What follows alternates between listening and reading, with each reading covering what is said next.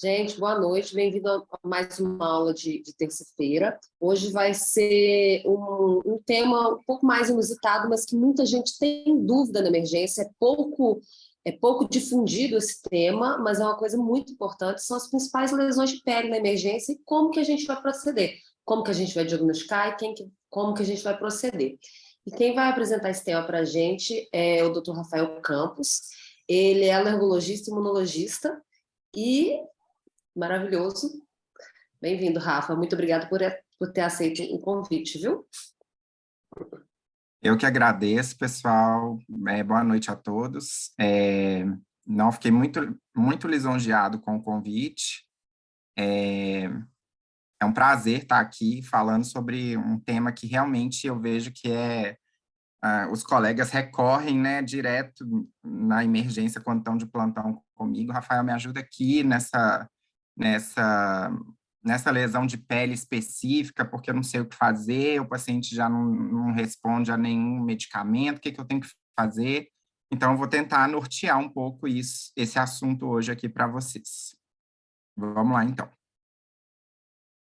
Tudo começa na anamnese, né? Então, a primeira coisa que você tem que pergunta, que eu falo, você tem que perguntar para o paciente, mas já olhando, tá? Quando você já sabe que o paciente vai queixar a pele, você vai fazer as perguntas, mas você vai já olhando a lesão de pele, para você já ir fazendo o raciocínio clínico com as informações que ele vai te dar.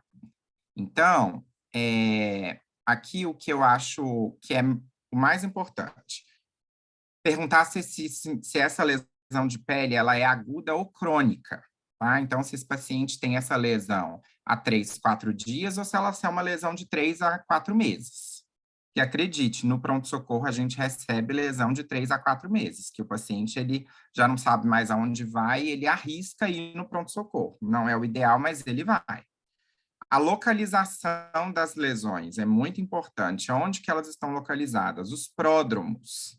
Né? Então, aquela lesão, ela antes dela aparecer, surgiram alguns sintomas, apareceram alguns sintomas antes, e também os sintomas concomitantes. Então, por exemplo, aquele paciente tem lesão, mas ele tem prurido junto, ele tem dor junto, né? Então, isso tudo é importante. A história epidemiológica, né? Então, um paciente que viajou, é um paciente que ele trabalha com o quê? O que ele se expõe todo dia, né? E a história pregressa, porque algumas doenças estão relacionadas com questões de base do paciente, né? Algumas lesões de pele estão relacionadas a questões de base. Então, eu dividi essa aula em 5 grandes grupos de lesões de pele, e eu não vou entregar assim de cara para a gente poder pensar um pouquinho, mas esse daqui é o primeiro grupo, tá? O que a gente percebe aqui em comum, né? São lesões praticamente quase todas aqui localizadas em membro inferior, né? Então, só aí já tem a localização. É uma lesão eritematosa, tá? Uma coisa que eu também sempre falo, a gente nunca descreve lesão de pele como lesão hiperemiada. Hiperemia é um termo que a gente tem que designar para mucosa. Então, é a mucosa ocular hiperemiada, a mucosa jugal, a mucosa vaginal, tá? A pele é sempre eritema. Então, aqui a gente tem um eritema no membro inferior, eritema com bolha, tá? É assim que a gente descreve. Então, o que eu quero chamar a atenção aqui nessas primeiras fotos? Essas duas primeiras fotos aqui, ó, essas duas aqui, tá dando para acompanhar o meu mouse aqui, pessoal? Tá, Rafa. Tá, né? sim. Ótimo. Então, o que a gente consegue perceber aqui? A gente vê que é uma lesão eritematosa, mas se eu pegar uma caneta, eu consigo desenhar a borda da lesão. Ó, consigo desenhar certinho. Aqui, ó, consigo fazer um desenho. Ou seja, aqui também, ó, é um eritema bem delimitado, tá? Quando eu vou aqui já nessa quarta foto, eu já percebo que tem um eritema, mas eu não consigo dimensionar até onde ele vai, até onde é a pele do paciente, até onde não é, a gente vê que não fica preciso, né? Então, essa é a principal diferença entre a erisipela e a celulite, tá? A erisipela, ela tem um eritema bem delimitado. Já a celulite, ela tem um eritema mal delimitado, né? E a erisipela também, um outro fator que ajuda, muitas vezes ela pode evoluir com a forma bolhosa. Então, se tem bolha com um eritema bem delimitado, pode suspeitar que deve ser erisipela, tá? Aqui na foto do lado, a gente já vê um eritema bem localizado, a borda dele também, se você for ver, dá para desenhar, porém, a gente vê que ele está restrito a uma articulação, né? É um eritema do joelho, né? Então, aqui, assim como nas lesões de cá, é um eritema bem localizado, e o que a gente tem que ver, que pode ser que tem em comum muitas vezes, é que quando a gente fala de eritemas em membros inferiores, a gente tem sempre que pensar em portas de entrada, tá? Machucado, um pequeno trauma, cutucou a cutícula ali, fez algum procedimento, né, cirúrgico, queimou vasinho, tudo que tiver manuseado e associar, ver se esse paciente tem algum tipo de comorbidade, né, como a diabetes, comorbidades que alteram ali a questão da microvasculatura, né, dos membros inferiores. Então, aqui, pessoal, primeira coisa que a gente tem que pensar é o quê? A artrite séptica é um paciente que está com um eritema bem localizado e provavelmente, quando a gente for examinar, a gente vai sentir que em relação ao outro joelho, a gente tem um edema, a gente tem dor, né? E esse paciente, às vezes, ele traz o relato de que ele sofreu algum tipo de trauma, né? Assim, fez algum procedimento, alguma coisa aqui no joelho. E aqui embaixo, a gente vê também algumas lesões que são bem delimitadas. Uma delas parece que já sofreu algum tipo de drenagem ou manual do próprio paciente ou espontânea, né? Formou já até aqui uma casca. E a gente vê que essa lesão, ela tem um eritema perilesional, mas ela tem um centro. A gente vê que ela tem uma elevação e tem um centro, né? Então, aqui nesse caso, sempre pensar na possibilidade de abscessos, tá? Lembrando que tem, né, as derivações que são o furúnculo, o carbúnculo. Então, esses dois casos aqui são casos que a gente vai precisar, no pronto-socorro, do auxílio das duas outras especialidades envolvidas. Aqui, no caso da artrite séptica, a ortopedia, e aqui, no caso do abscesso, o cirurgião geral. Então, esse grupo aqui, pessoal, o que eles têm em comum? A etiologia bacteriana. Então, são as infecções bacterianas, que é esse primeiro grupo que eu trouxe. Então, só para a gente reforçar. Então, a erisipela vai ter a borda bem definida, diferente da lesão da celulite, que tem a borda de difícil delimitação. O vermelho da erisipela é um vermelho mais vivo e da celulite é mais rosado. A erisipela comete a superfície da pele, só a superfície da pele, e já a celulite, ela tem um acometimento mais profundo do tecido subcutâneo. Entretanto, isso não remete à gravidade, porque a erisipela, apesar dela ser mais superficial, ela tem um potencial de evoluir para sepse de foco cutâneo maior do que a celulite, tá? Então, sempre ficar atento que, às vezes, o foco de uma sepse pode ser pele, tá, gente? Então, tem que lembrar que isso aqui é um foco também possível para um agravo do paciente.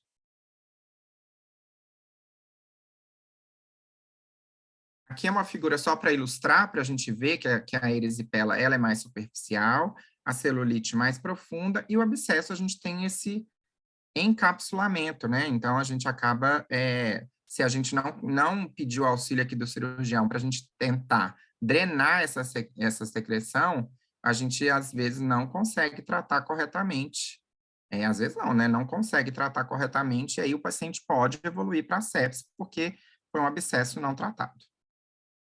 Então, sempre definir a necessidade de drenagem com o cirurgião, avaliar a realização de punção articular quando suspeitar de artrite séptica, e lembrar que sepse não é do clínico, tá, pessoal? A sepse é uma entidade clínica de médico. Todos os médicos têm que ser capazes de identificar e acionar o protocolo institucional quando for necessário. Agora nós vamos passar aqui para o segundo grupo, tá? Nesse segundo grupo, que também é muito comum em pronto-socorro, o que eu posso dizer para vocês? A gente tem aqui lesões que são bem delimitadas, mas a gente consegue perceber que elas têm um grau de descamação na borda, ó, na borda e muitas vezes também no centro, tá? Então, qual que é a característica dessa lesão? O que o paciente traz para a gente? Além do aspecto, né, que preocupa o paciente, ele também queixa muito prurido, diferente lá das lesões bacterianas, que nem sempre a queixa é o prurido. Lá a queixa é muito mais visual, é a dor, é o incômodo. Aqui, nesse segundo grupo, o prurido já é o que mais incomoda. E a gente vê aqui, ó, uma axila, né, que é uma área quente, tá? E aqui são imagens mais ampliadas de lesões semelhantes. Então, o que a gente tem que pensar aqui? Pensou em lesão descamativa, com borda bem delimitada e em área quente, principalmente em área quente, tem que lembrar de fungo, tá? Então, o segundo grupo aqui são as dermatites fúngicas, as lesões de pele fúngicas. Muitas vezes o paciente vem ao pronto-socorro com quadros muito arrastados. Por quê? Porque o fungo ele recontamina. Então, o paciente já tomou uma dose de fluconazol, ele já passou o antimicótico tópico, só que ele não troca a toalha, ele tem uma lesão em outros lugares, que são lesões que promovem disseminação, por exemplo, unha. Então, o paciente que tem onikomicose, ele acaba levando o fungo para o corpo inteiro o tempo inteiro, então ele está sempre se recontaminando. Outra questão, paciente com dermatite seborreica. Paciente que não trata dermatite seborreica, ele fica recontaminando o tempo inteiro. E, além disso, também a gente tem aqui a questão do pé de atleta, né, que o pessoal fala, né, que é a micose aqui na região dos pés. Então, assim, aquele paciente que inicialmente ele te mostra algumas lesões, por exemplo, no tronco específicas, e que você já viu que é fungo, tá? Você tem que olhar as unhas, tem que olhar os pés, tem que olhar o couro cabeludo, porque muitas vezes é a causa de a lesão não melhorar, tá? Então, a dermatite fúngica, no pronto-socorro, a gente vai ver que são lesões bem delimitadas, muito pruriginosas, descamativas. Se inicialmente o aspecto não for descamativo, você pode pegar aquele palito que a gente usa para poder, o abaixador de língua, e você pode usar ele para raspar a lesão. Se a lesão descamar, você já tem ali uma evidência de que provavelmente é uma lesão fúngica, e principalmente em área de dobra, tá? Os pacientes, muitas vezes, eles vêm com as lesões nas áreas de dobra. A dermatite seborreica vai pegar mais a região do sulco nasolabial e o couro cabeludo, e a onikomicose, as unhas, né? Que vão ficar mais quebradiças, com aquela alteração no relevo ungueal. O tratamento é sempre com antifúngico sistêmico, que a gente costuma fazer é uma dose de fluconazol, 150 miligramas, uma dose única, e 7 dias de antifúngico tópico, tá? Inicialmente, e as medidas comportamentais. Inicialmente, isso já resolve o quadro, tá? Quando não resolver, né, aí a gente sempre, o ideal é a gente acionar o especialista mesmo, porque existem pacientes que possuem imunodeficiências, que aí já está relacionado a uma questão de base mesmo, aí já é um tratamento mais difícil, que às vezes precisa fazer imunoterapia e aí tem que encaminhar para o especialista. Bom, agora o terceiro grupo. Nesse terceiro grupo aqui, o que a gente vai perceber é que não existe um parâmetro nele, tá? Diferente dos outros, que a gente viu um parâmetro, aqui o que vai nortear é a questão epidemiológica, tá? Então, por exemplo, eu falaria para vocês que esses dois pacientes dessas duas fotos aqui são pacientes que eles contaram que eles estão com lesões muito pruriginosas, muitas vezes formando crosta.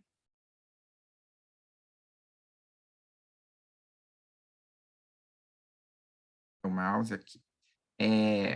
Formando crosta, e que esse paciente, e a irmã e a tia estão com o mesmo problema. Então, isso é uma questão que você tem que ver do ponto de vista epidemiológico, né? Esse paciente está com uma queixa que outras pessoas da família também estão.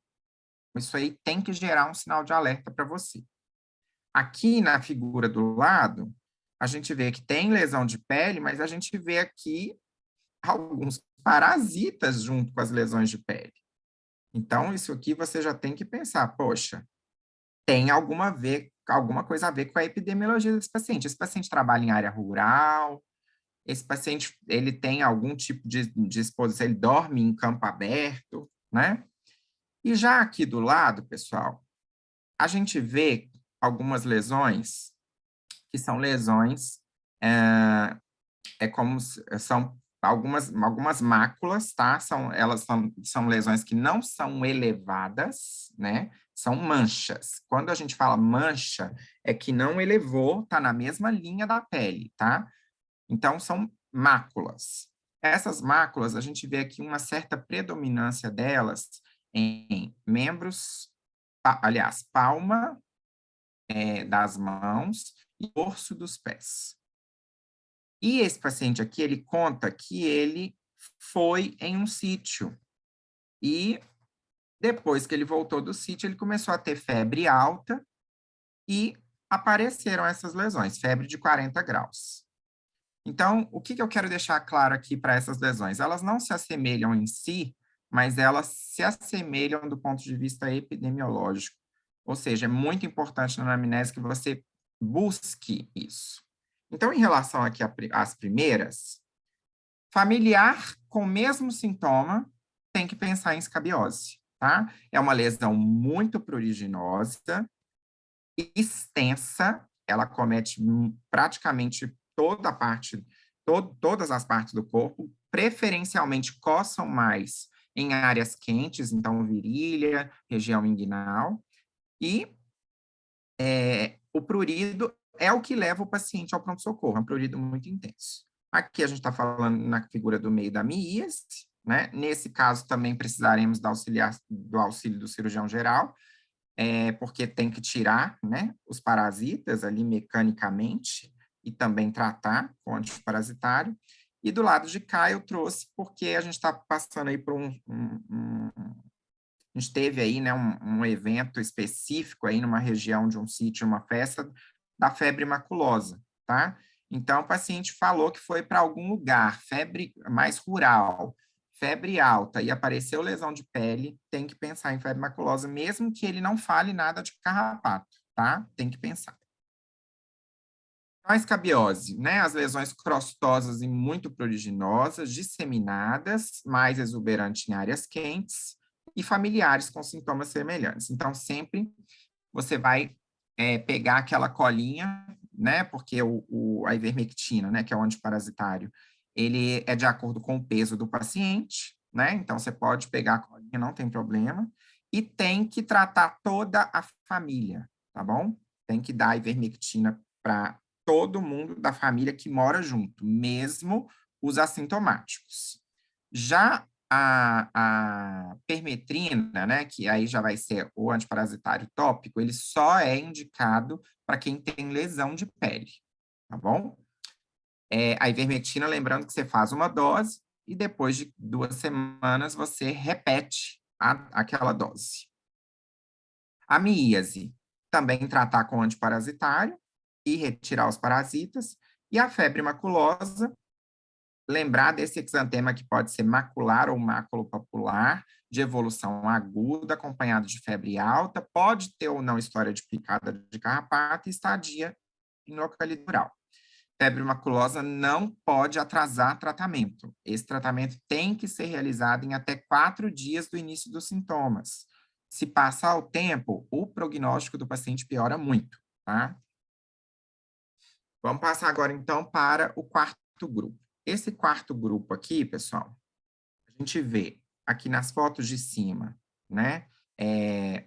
Uma disseminação, quase que a gente não vê pele sã aqui nas primeiras, né? Você vê que a extensão é muito grande.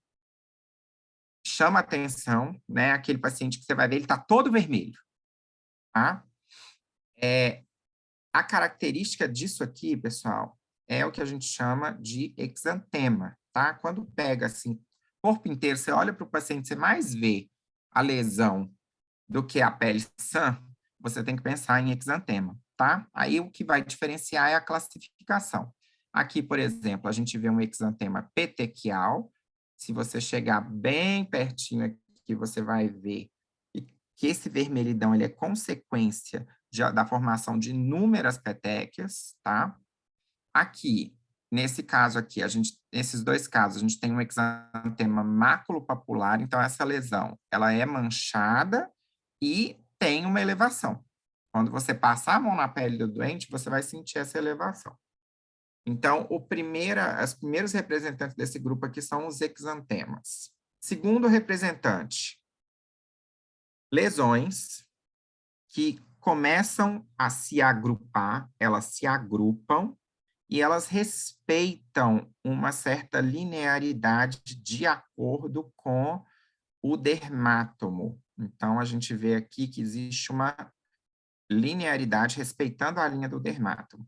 E as lesões, inicialmente, aqui, elas estão só se agrupando, e aqui elas já se agrupam e eclodem na formação de bolhas, tá? E o último, a gente vê aqui que são os famosos vergões, que os pacientes falam, eu estou cheio de vergão. Essa lesão aqui, ela já é bem delimitada, né? E bem elevada, ó, muito, muito elevada. É diferente da daqui, né? Daqui a gente às vezes até se perde, elas confluem, né? Aqui a gente consegue desenhar as lesões, ó. Então tem uma, duas, às vezes elas se juntam, mas não você consegue ver a delimitação bem clara, ó. Aqui a gente pode, nesse tipo de lesão aqui do exantema, a gente já pode se perder, né? A característica dessa lesão aqui é muito prurido, muito, muito prurido, tá? Então, o paciente, ele queixa, vai ao pronto-socorro porque ele não se aguenta de tanto que ele está coçando. Então, esse grupo aqui é o grupo das infecções virais, tá? Representado aqui inicialmente pelos exantemas, aqui embaixo pelo herpes zoster. Eu gosto de mostrar essa foto porque essa foto chega muito no pronto-socorro. Por quê? Essa lesão do herpes zoster, inicialmente, ela não dói, ela só coça, tá? Por quê? Porque a gente tem liberação de substâncias pluridogênicas pela fibra sensitiva do tipo C, que é a fibra que o vírus ataca, tá? Então, muitas vezes o paciente ele só queixa prurido. Nessa fase aqui da formação das bolhas, é que ele já vai queixar uma dor mais intensa. Então, dos exantemas virais, os que mais aparecem no pronto-socorro, lembrar, o exantema da dengue, que é o exantema petequial, é um exantema indutível, você consegue induzir a formação do exantema com a prova do laço. Esse paciente geralmente tem plaquetopenia, e a gente tem a ferramenta do teste rápido, o NS1, para realizar até o 5º dia de sintomas para fazer o diagnóstico. E o outro exantema, que é um dos mais comuns, é a mononucleose infecciosa. A mononucleose, ela vai dar esse exantema maculopapular, dessas duas fotos aqui. Mas o que chama atenção é que ela é uma das poucas viroses que forma exudato na tonsila, nas amígdalas, tá? que a maioria das vezes o paciente chega com aquele exudato na amígdala, o que o pessoal faz? Amoxicilina clavulanato. Acha que é o quê? Streptococcus, que é amidalite bacteriana. Nem sempre, tá? A mononucleose é uma das poucas viroses que pode dar um exudato. Só que esse exudato, ele é brancacento, ele não é aquele exudato purulento, tá? E, além disso, sempre verificar. Se é um paciente que está com múltiplas linfadenomegalias, principalmente na região cervical, hepatosplenomegalia, pensar em mononucleose. E aí a gente tem aqui, para nos auxiliar, o monoteste para o Epstein-Barr vírus, para a gente fechar o diagnóstico. São doenças que não têm tratamento específico. Aqui o nosso objetivo é muito mais aliviar as queixas do paciente e orientar sobre a benignidade do quadro. O herpes zoster, então, a gente vai ver que inicialmente as vesículas são pruriginosas, mas evoluem para dor, respeitando um dermátomo quando elas começam ali a eclodir, formando vesículas. E aquela última lesão, pessoal, aquela última lesão é a famosa urticária. Eu vejo que no pronto-socorro, muita gente, tudo que coça, os médicos descrevem como urticária. Ah, fulano está tendo uma reação urticariforme. Fulano está com uma lesão urticariforme. Aí descreve, por exemplo, para isso aqui, uma lesão urticariforme. Não é. Tá? A urticária, ela é essa lesão bem delimitada, elevada e muito pruriginosa. E a urticária também é uma lesão indutível. Então, o que você pode fazer? Pega o palitinho, se você está com dúvida, pega o palitinho, aquele mesmo palitinho de olhar a garganta, você quebra ele ali no meio, com aquela ponta romba, você pode fazer um desenho na pele do paciente. Se você fez o desenho e elevou, pronto, está fechado o diagnóstico de urticária. A urticária aguda, pessoal, que é a que mais aparece no pronto-socorro, que é aquela que tem menos de 6 semanas de duração, a principal causa dela, não é alergia, tá? A principal causa dela é viral, tá? Então, o paciente está com um quadro de gripe, está com um quadro de gastroenterite, manifestou uma urticária, não se preocupe. Coça muito? Ok, a gente vai dar anti-histamínico, pode dar corticoide, não tem problema. Por aquele período de 5 a 7 dias ali, tranquilo. Você vai aliviar a queixa do paciente, ele vai achar que você fez um milagre e vida que segue, tá? Então, lembrar que as características são placas elevadas, muito pruriginosas, essas placas são migratórias, tá? Então, a lesão da urticária, ela dura 24 horas, cada uma. Então, por exemplo, essa aqui que a gente fez, né, que a gente induziu, ela vai durar 24 horas, mas ela vai aparecer em outro lugar. Então, isso vai mudando, ela vai mudando de lugar e se resolvendo em 24 horas, tá? Tem uma exuberante resposta ao antistamínico, uma vez que a urticária é proveniente da degranulação dos mastócitos, liberando histamina. Então, é aquele paciente que, quando ele vai ao pronto-socorro, eu medico ele com antistamínico e a lesão some, né? Você consegue ter um êxito ali na hora. E, além disso, tem a questão do dermografismo positivo, que é essa lesão indutível que a gente consegue fazer. Bom, aqui é o último grupo. Esse último grupo já é um grupo que eu vou puxar uma sardinha aqui para a minha especialidade, que agora sim nós vamos falar das alergias. Então, vocês conseguiram ver a diversidade de lesões aí que aparecem no pronto-socorro, que não são alergia, né? Nem tudo que coça é alergia, nem tudo que fica vermelho é alergia. Agora, aqui sim, são lesões que você tem que pensar em alergia, tá? No caso, eu estou repetindo aqui a urticária. Então, novamente, aqui você vê o vergão, né, que o pessoal fala. São lesões bem delimitadas, então aqui tem 1, 2, 3, 4, essa maior, 5, 6, tá? E essa urticária, quando ela vem acompanhada do angioedema, o angioedema nada mais é do que a própria urticária, porém no tecido subcutâneo. A lesão é a mesma, tá, pessoal? A lesão é a mesma, o tratamento é o mesmo e representam a mesma entidade clínica, que é a degranulação dos mastócitos, tá bom? Quando a gente vê aqui o angioedema, ele assusta, né? O paciente fica achando que vai ter uma anafilaxia, que ele vai fechar a glote, mas não tem essa associação, tá? Assim, quem faz angioedema vai ter anafilaxia. O angioedema está muito grande, ele vai fazer anafilaxia. O único angioedema que preocupa, que você tem que ficar atento, é o edema da glote, né? E o angioedema de língua, porque a língua pode tampar quando ela aumentar, tá? Então, esses dois, ficar atento. Outro grupo das alergias que aparece muito no pronto-socorro são as dermatites de contato, tá?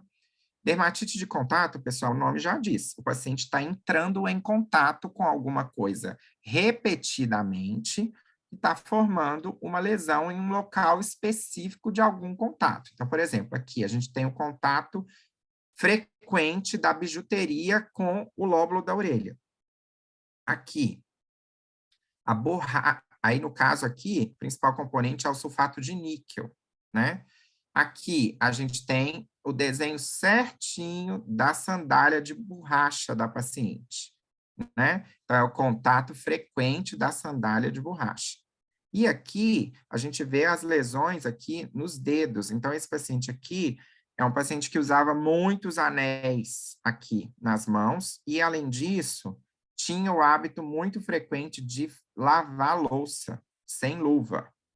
Então, o contato aqui com os produtos de limpeza podem gerar essa dermatite de contato.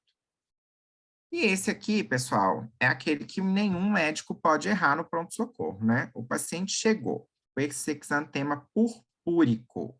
A gente vê que é um exantema que ele é meio roxo, ele é arroxeado, né?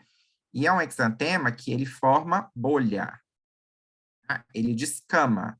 Quando você passa o dedo nessa lesão aqui, a pele do paciente solta, tá?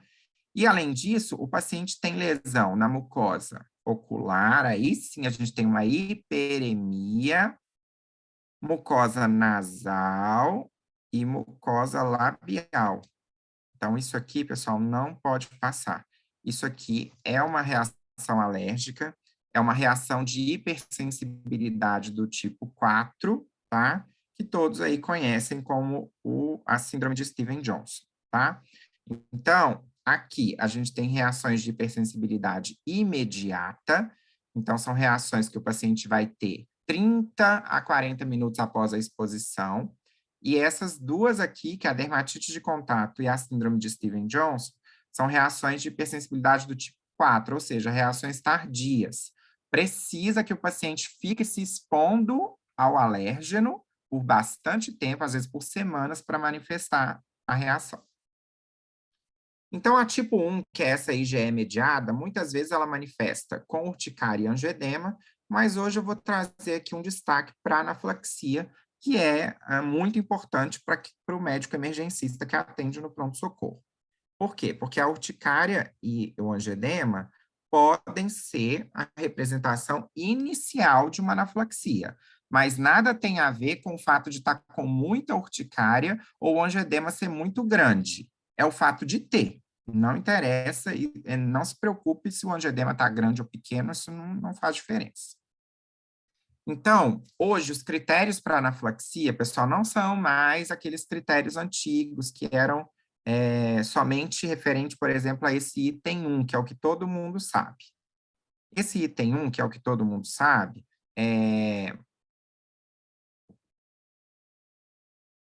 aquele no qual eu percebo 2 ou mais acometimentos sistêmicos e mais uma exposição clara a um alérgeno. Então, é aquele paciente que falou que comeu camarão e ele está com um angioedema e a respiração com uma sensação de que ele está com dispneia, ou então ele está sibilando, ou então ele está com uma taquicardia, uma frequência de 140, né? Ou então esse paciente teve uma crise convulsiva e está cheio de lesão de pele. Ou esse paciente está vomitando sem parar e está com lesão de pele, né? Ou então, sem lesão de pele, por exemplo, aquele paciente que está sibilando e vomitando sem parar. E mais a exposição ao alérgeno, esse todo mundo sabe. Os outros 2 critérios que foram colocados atualmente, eles é o que o emergencista ainda tem deixado passar. Então, eu quero reforçar com vocês, que é o seguinte: queda da pressão na PA sistólica menor que 90 ou redução em mais de 30%, e mais a exposição clara ao alérgeno, já é considerado anafilaxia. Então, basta isso. Comi o camarão, fiquei hipotenso, abaixo de 30% basal, ou menos que 90%, já tem critério para anafilaxia. E o último é o início agudo de um acometimento de pele e mucosa, e pelo menos um dos seguintes. Então, pele e respiração, pele e cardiovascular, também já pode fechar, não precisa do neurológico, gastrointestinal, nada disso, tá? Sibilou com lesão de pele, anafilaxia. Taquicardia com lesão de pele, já pode fazer o tratamento, tá? Por quê? E aqui, nesse último, o que difere dos demais? Porque o paciente não tem um relato claro de exposição a nenhum alérgeno. Isso vai ter que ser depois. Depois vai investigar. Então, o paciente chegou lá com falta de ar e lesão de pele, você já está autorizado a tratar como anafilaxia. Então, o tratamento vai ser adrenalina intramuscular no vasto lateral da coxa, na dose de 0,5 miligramas. Lembrar de não atrasar a administração, tá? Se você achou que o paciente entrou naqueles critérios, você está autorizado a fazer o tratamento com adrenalina, tá? Existem diagnósticos diferenciais? Existem, né? Mas você está autorizado a fazer o tratamento empírico. Se não for, não terá problema algum. E você também está autorizado a repetir a dose a cada 5 minutos, se for necessário, tá bom? Lembrar sempre de fazer o ABCDE, solicitar a punção de 2 acessos venosos calibrosos e monitorização contínua. O antihistamínico e o corticoide, eles podem ser utilizados, mas eles nunca devem ser priorizados em relação ao uso da adrenalina, tá bom? Então, você vai pedir a enfermeira para preparar primeiro a adrenalina, você não vai pedir para fazer difenidramina, corticoide, isso aí você pode fazer num segundo momento.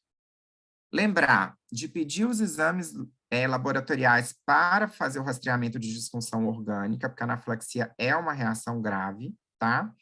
E alguns pronto-socorros mais modernos têm disponível a triptase sérica. A triptase é um daqueles biomarcadores que a gente libera na degranulação direta do mastócito, tá? Então, a triptase, ela consegue dar gerar para a gente que aquele diagnóstico ali é realmente consequente de uma degranulação, né? Diferenciando aí, por exemplo, de reações relacionadas a feocromocitoma, né, a liberações de anafilotoxinas pelo complemento, mastocitose, outras doenças que fazem diagnóstico diferencial com a anafilaxia, mas que não tem essa triptase sérica elevada, tá? E também o importante é que a gente precisa manter o paciente em observação por pelo menos 6 a 8 horas, tá? Por quê? Essa anafilaxia, pessoal, ela tem 2 fases. A primeira fase é 30 a 40 minutos após a exposição ao alérgeno, e a segunda fase é 6 a 8 horas após a exposição ao alérgeno, tá? Então, se você atende o paciente, faz adrenalina ali naqueles 40 minutos, faz o corticoide antihistamínico, o paciente recupera, ele fica ótimo, ele fica te pedindo, fazendo pressão para você, para poder ir embora. Tá ótimo, melhorou.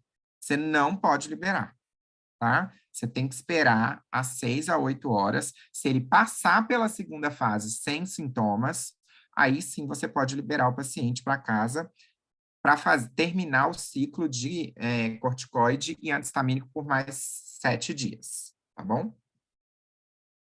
E aí, pessoal, vem aqui a parte que é muito importante, depois que você tratar o paciente, e que esse momento aí que ele fica querendo pedir para você para poder ir embora, é a hora que você vai ter, você já cumpriu a parte da emergência, essa hora é muito importante que você sente com esse paciente e tente resgatar a história. Por quê? Porque o paciente que é encaminhado para o alergologista com história de anafilaxia, chega lá, no consultório, ele não lembra nada. Ele não lembra que remédio ele tomou, ele não lembra quanto tempo que ele demorou para responder, ele não lembra nem ao que ele se expôs. Então, essa é a hora de pegar e tentar colher a história para você mandar através de um relatório para o alergista para que a gente consiga fazer um diagnóstico e um tratamento mais preciso a posteriori, né? Depois do tratamento da anafilaxia, porque muitas vezes isso, por exemplo, se envolver um medicamento, às vezes eu vou precisar fazer teste com esse paciente para poder liberar a opção terapêutica, né? Por exemplo, é um paciente que tem uma fibromialgia, e aí ele teve uma reação com anti-inflamatório, e aí? Eu tenho que confirmar se essa reação foi realmente anti-inflamatório antes de privar ele da medicação, né? Bom, então aí, tentar verificar qual que foi o alérgeno, tá? Quantos minutos após a exposição ocorreu o início dos sintomas e descrever a resposta terapêutica, o que foi administrado e em quanto tempo aquele paciente respondeu. Então, ele precisou só de uma adrenalina, corticoide e antistamínico. E respondeu, ficou ótimo. Não, é um paciente que precisou de 5 adrenalinas, é um paciente que precisou de doses altas de corticoide, e mesmo assim ficou internado 3 dias para poder recuperar, fez disfunção orgânica. Então, tudo isso é importante relatar. Os principais alérgenos, quando você perceber que o paciente não sabe ao que ele se expôs, é nosso papel indagá-lo, tá? Então, a gente tem que perguntar, você não foi picado por algum inseto? Você não comeu algum alimento diferente? Lembrar, então, aqui do amendoim e do camarão, que são os grandes vilões atuais, tá? Os medicamentos mais comuns de pirona, anti-inflamatório, antibiótico e os contrastes, tá? Então, contraste também é uma reação que acontece muito no pronto-socorro, eu vou falar dela no próximo slide. Então, sempre encaminhar esse paciente depois do tratamento para o alergologista para a sequência propedêutica e confirmação diagnóstica. Vou falar agora um pouquinho do contraste, pessoal, que é o seguinte. A principal reação que ocorre com contraste não é a reação IgE mediada, tá? A reação que mais acontece é uma reação de hipersensibilidade não alérgica que chama degranulação direta de mastócito. O contraste, ele consegue se ligar a um receptor específico, é esse MRGPRX2 do mastócito, e consegue promover a degranulação dele sem envolver a produção de IgE. Então, não tem IgE ligando na parede do mastócito para poder degranular, tá? Não tem anticorpo envolvido. Essa é a mais comum, tá?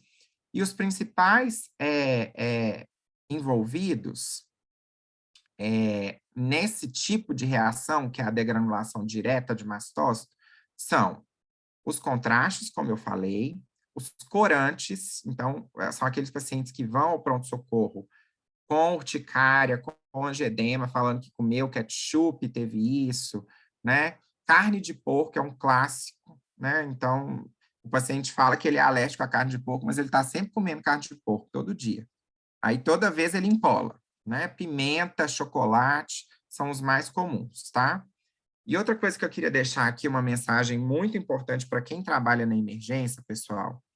Alergia a camarão não possui relação alguma com alergia a contraste. Eu não sei se algum de vocês já teve essa dúvida, mas isso não tem fundamento algum. A alergia ao camarão, ela está relacionada à tropomiosina do camarão, que é uma proteína, tá?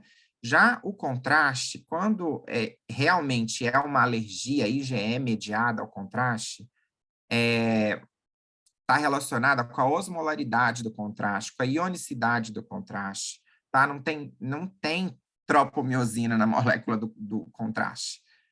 Isso se falava muito porque as pessoas associavam o iodo do mar com o iodo da molécula, não tem nada a ver com o iodo, o camarão, tá?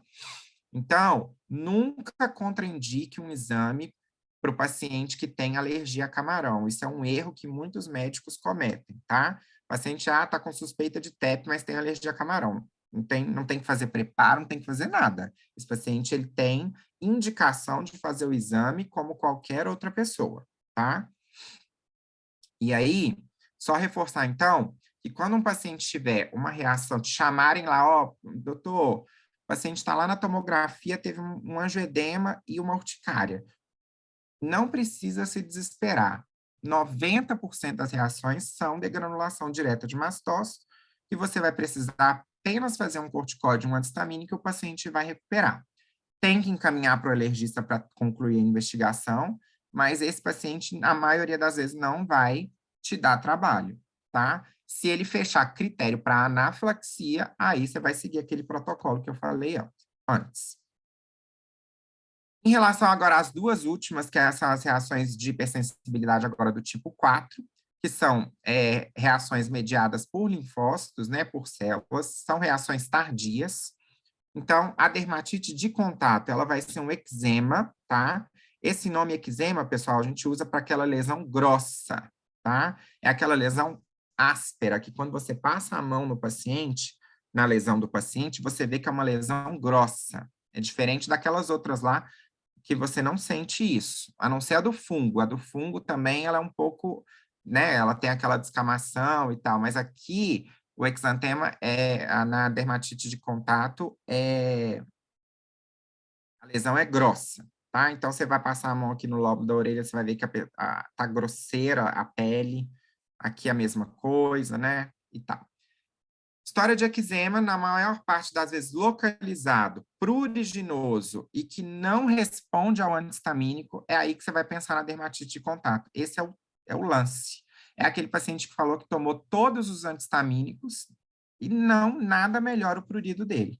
Por quê? Porque a dermatite de contato, ela não tem histamina envolvida, né? Ela tem liberações de substâncias pluridogênicas relacionadas aos linfócitos, tá? Então, o que você vai precisar fazer? Corticoide. Esse paciente, ele só responde a corticoide. Não adianta dar antistamínico, tá? E os principais agentes relacionados são as bijuterias, a borracha, os esmaltes e as maquiagens. Então, aquelas mulheres que você vê que chega no pronto-socorro toda maquiada, falando que está coçando o corpo todo, ou então muito ali na face, pode saber que provavelmente está relacionado a alguma coisa disso aqui. Por último, a síndrome de Steven-Johnson, que é uma reação de hipersensibilidade também do tipo 4, mas relacionada a medicamentos, né? Então, ele é um exantema que inicialmente ele pode ser assim, maculopapular, tá? Nem sempre é pruriginoso, tem o acometimento de mucosa e tem o que eu falei, que é a formação de bolha e o destacamento cutâneo. O destacamento cutâneo é aquilo que eu falei, quando você passa a mão em cima dessa lesão aqui, ó, ela solta essa como se fosse essa casca. Aqui, então, a gente consegue ver nessa daqui, por exemplo, ó, que aqui soltou, é como se estivesse soltando a pele. Esse sinal chama sinal de Nikolsky, vocês não têm que saber isso, mas é uma característica. Passou a mão, soltou e tem lesão de pele, tem que pensar em Steven Johnson, tá? E ele vai evoluir depois para, se não fizerem, né, se o tratamento não for correto, não suspender a droga corretamente, a droga envolvida pode evoluir até para um exantema necrohemorrágico. Os principais envolvidos são os anticonvulsivantes, o halopurinol e os antibióticos, tá? Sempre suspender o medicamento e iniciar a corticoterapia venosa. Eu oriento sempre iniciar a metilprednisolona porque ela é uma droga venosa que você consegue tatear melhor para fazer a redução gradual quando você tiver que fazer o desmame do corticoide, tá? Então, eu acho que ela é o mais fácil. Também exige que você solicite exames para rastreamento de disfunção orgânica e esse paciente, de todos que a gente falou aqui, é o único que tem indicação formal de internação hospitalar. Então, para finalizar as considerações finais, lembrar que as lesões de pele na emergência, as principais etiologias são esses 5 grupos que eu falei: infecções bacterianas, fúngicas, as doenças ectoparasitárias, as infecções virais e as reações de hipersensibilidade. É um desafio para médicos não especialistas, então por isso eu estou dando essa aula aqui hoje, para que norteie um pouco, para que você ganhe malícia com aquelas lesões que são mais fáceis, né? preocupam e trazem muito desconforto ao paciente, então por isso a gente tem que ter uma ausculta diferenciada, entender que o prurido incomoda muito. Muitas vezes a gente está ali, né, atendendo pacientes graves e a gente fica meio sem paciência porque é lesão de pele, mas a lesão de pele traz muito desconforto, tá? Para o paciente, até do ponto de vista estético. Podem representar o início de doenças potencialmente graves e o diagnóstico e tratamento precoces muitas vezes mudam o prognóstico. Muito obrigado, pessoal. Eu fiquei muito feliz de poder falar hoje para vocês aqui um pouquinho sobre as lesões de pele. Obrigado.